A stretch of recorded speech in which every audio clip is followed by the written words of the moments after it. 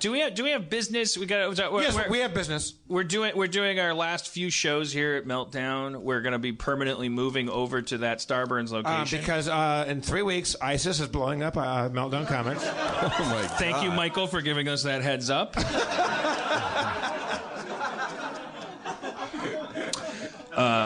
Yeah. But we have a lot of special alumni guests that are coming on the next 2 weeks to send us off in grand fashion here. Right. Are they supposed to be surprises or? Let's keep it surprise. I heard one name and I was like, oh, goody. It rhymes with Faye Meno. It's Jay Leno. Oh shit! No, it's not Jay Leno. I'm joking. Jay Leno's not coming. Good. Boo. But we'll be doing that, and then we'll go. Yeah, I don't know. Do you guys still care about the tax march? Isn't that happening? Oh yeah. Thank you. April 15th. We got to do that. I'm exhausted too. We're going. We're doing it. I'm hoping the march will like awaken something in me because we gotta do it. I think we should all make signs. All of us make signs and beautiful big signs that say "paid protester." Right. But like really dress up. I use my tax refund on this protest. Yeah, I wish there was a way to. I mean, it's like we all look at our crystal balls and we go like, "Well, we already know that they'll just look at record numbers of people flooding the streets of their hometowns and like saying, show us your taxes." But it all makes a difference. Cynicism is the biggest tool of any repressive regime. Anything you do that shows your participation, always helps. Because it's not him that we're trying to affect; it's the people watching the televisions that are just in mixed company and are like on the bubble or up in the air or confused. Like I couldn't believe the women's march was like, we're still riding that wave because it was just sheer numbers and people get cynical about it not having an actual effect. Like, I mean, they can kiss my grits. That's right. Even if just that's a hard line, Dan. That's a hard line.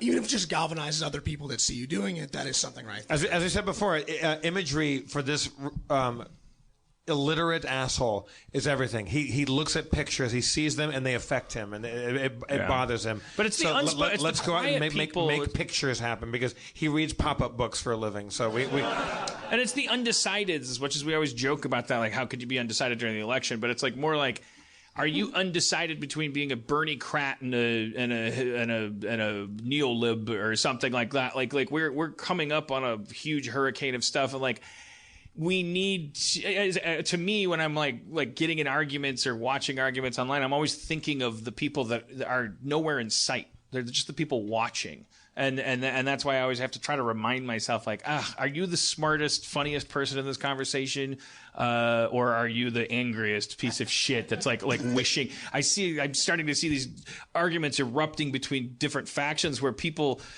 that would have us believe this is about healthcare and universal healthcare, in fact, meaning they want ostensibly everybody to be healthy, are saying when they don't like the way an argument is going, well, then burn in fucking hell and enjoy 8 years of Trump, you piece of shit. And it's like, all right, well, that's bumping up against your universal health care. But I'm not, and I don't want to even like poke that hornet's nest. I had a good experience on this last trip we did. We did Akron, Ohio, Indianapolis, and Louisville, Kentucky. And Akron's a little more red than Indianapolis, which is actually, you can find, like, it's kind of blue in Indianapolis. And I had a resist pin on that Greg Proops, like some fan of his, gave me, like a little safety pin that had like beads that resist on it. And in Akron, they kind of see it, they notice it, but they don't talk about it. In Indianapolis, people came up and said, thank you, like awesome. And we did our show, and we banged on Mike Pence because he's from there. We banged on him hard, and the crowd like almost stood up and fucking cheered because they, like in Indianapolis, they're like, fuck that guy. Let's go find out where he lives. Oh, he sold his house. Someone else lives there now. But like, let's still go.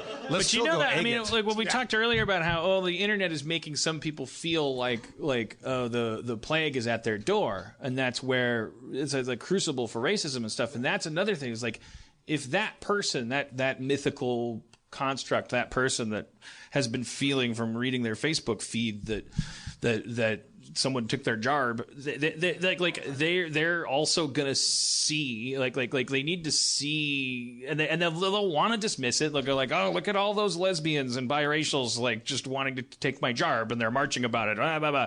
But there's people that are on the bubble, that are in the air, that are like, I feel this pressure. I feel like the world's changing, and I'm scared of the world and all this stuff. And I think that's why it's so important that those signs are really funny and that there's like happy looking people out there, and it's like and shit doesn't get fucked up and set on fire. My favorite sign was a sign in Scotland during the Muslim ban marches, and they marched in Glasgow and shit, and a sign said, "Your ma was an immigrant, you absolute roaster." I don't even know what a roaster means. It's fucking you absolute roaster. That's so. You know what a roaster means. Yeah. Also, at the end of the day, the reason that we amass is to show that there are more of us, and that you can have 750,000 of us show up very peaceably, or you can have 75 of us show up armed. Right. And at the point that we all start to head out to the town square, the government and people in charge should sort of be like, shit.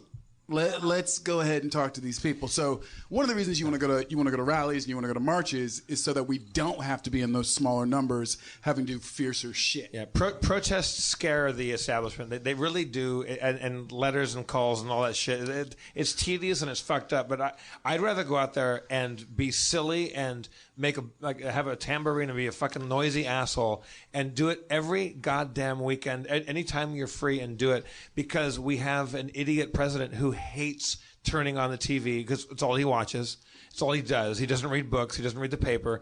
He turns the TV on, and if he sees imagery of people all over the country and all over the world mocking him, it affects him. So and it's like a Dick Clark special. If you're living in a town where you're actually in the minority as a liberal, like, I mean, my heart goes out to you, and I God knows I haven't done anything difficult during all of this shit, but like just as a suggestion, it's like, oh, there's not going to be 17,000 people in my town flooding into the square, and also there might be a bunch more people showing up and kind of like glaring at me that are on the other side.